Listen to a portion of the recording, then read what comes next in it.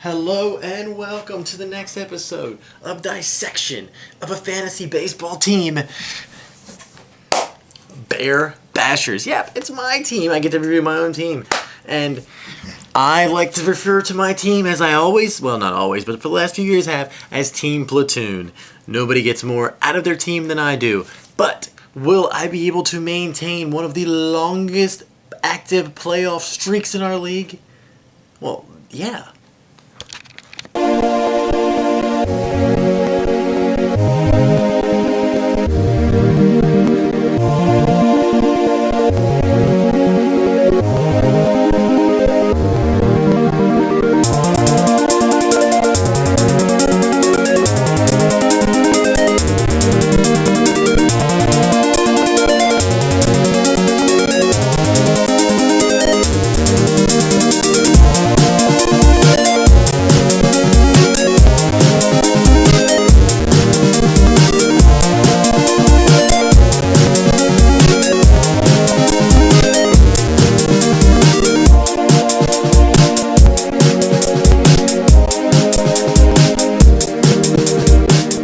There's always one girl who thinks she knows. It's an unbiased opinion with flow.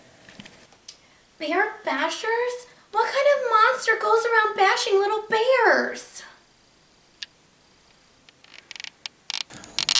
And now, ladies and gentlemen, the Godfather speaks.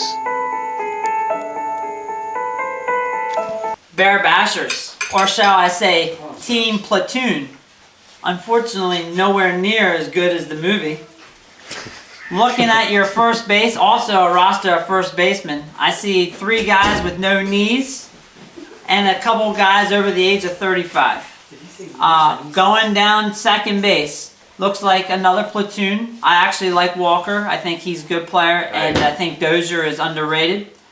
Shortstop, Andrus and Alvarez and Ramirez. Both probably 9th, 10th ranked shortstops. I think they're solid and both play all season, which is good. Third base, Seager and Aramis Ramirez. It's passable. Again, it'd be good for 6th or 7th place at third in my book. Outfield, we got Cruz, Kadire, Moss, and some other guys. And that first 3 guys would probably be count as some other guys, other than Cruz, who I think was outstanding last year, but has career year. Awesome. Looking at starting pitching, I see Strasburg and a bunch of nuts. I won't even read the rest of the names. So a little top heavy. I hope your starting pitcher, Strasburg, stays healthy. Otherwise, there's a lot of holes. The bullpen. It's just Quackenbush. So you just sat through a 10-round draft and walked out of here with nobody for your bullpen. Again, another team of needs. I'm going to give Bair Bashers 8th place. Bust. Hey, the bust for Bair Bashers is the whole team. The whole platoon situation is ridiculous. You think that you can go all season long without any superstars on your team? You can, but you know what you should change your name to? L-O-S-T, lose. No, I did that wrong. L-O-S-E, lose. That's the way you should do it. You are a loser. If you think that you can have a platoon team like that, it's not gonna work. Here it is. Superstars to win in any league, any fantasy GM can tell you that. Wrong. You don't need superstars to win championships.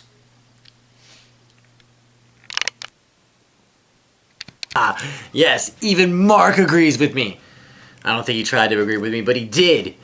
Anyway, moving on. Sean is going to tell us who the greatest sleeper is on my team anyway. Yeah.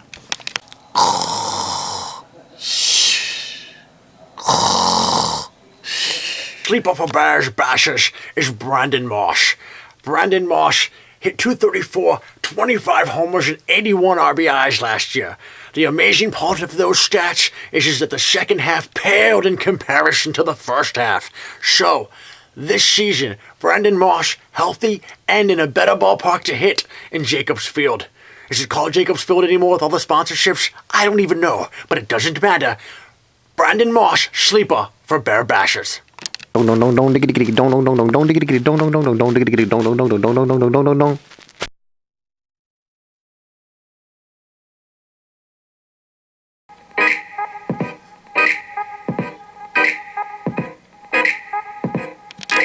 Peeps make fun of this team for being old, but 16 players under 30, dog. That ain't cold. That's bold. True story told. Okay, I'm not a dumb guy, and I realize that people hate my team because it's so old. It's not near as old as you think it is. I have Victor and Nelson Cruz. Victor Martinez and Nelson Cruz are probably the most two productive players on my team as it sits right now. Yes, they are both over 35. But I've got other guys that are young and productive. Honestly, like guys like Seager and Dozier, you know, those are guys that fly under the radar but really produce. They have really good numbers, and I think that is why I like my team as much and way more than most people do. And also, my pitching is very underrated, whether people realize it or not. And speaking of underrated, again, I've probably said this before because I've said so much stuff I don't remember what I've said. But Iwakuma is literally the most underrated pitcher. Man, definitely right now. But look at Iwakuma's numbers over the last 4 seasons. It's ridiculous. Ridiculous numbers every year. And I know he faded down the stretch last year. I understand that. It cost me a lot. And I think that's the biggest difference from this year's team, the way I have it constructed, as to last year's team, is that my pitching goes deeper than it did last year. And I do think I had a really good core 5, but then anybody else I had to add on there just was terrible, and they brought the rest of that pitching staff down. This year, I think it's deeper, and that's why I think, well, I'm about the same place I was last year is where I predicted. But last year, if I would have had that deep pitching staff, I could have won the whole thing. That's all I needed in the playoffs. I was this close. So, anywho, moving right along, moving up. You know, the guy that I have number 4 was actually the guy that I projected. That's a new word. Projected number 1 last year. And he had it up until the very last week of the season where he got smoked by his brother. Wish he could have did that matchup over again.